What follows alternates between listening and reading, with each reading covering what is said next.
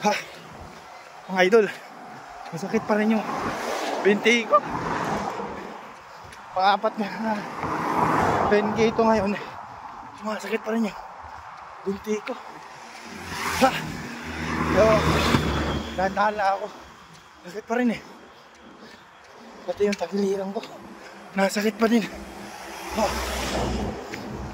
Ha, kaya malo di 10K lang ako ngayon eh.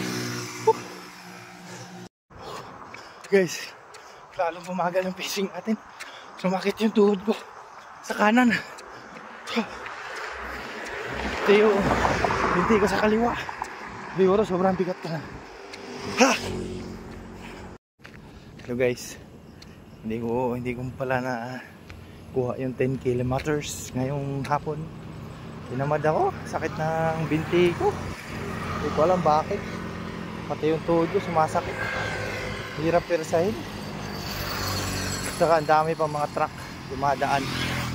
Kaya sabi ko lakad na lang ako. Ang ginawa ko guys, step monitoring na lang.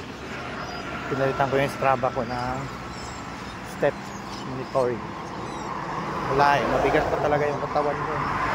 Lagayan yun. Ang gaan-gaan. Ang gaan ng katawan yun. Bilis tumakbo. Okay guys, pasensya na kung na-disappoint ko kayo. Pero pahinga muna. Parang chill lang ba? Chill muna. Tapos pag may time ulit, paresahin ulit natin, diba? Sige guys, bye bye.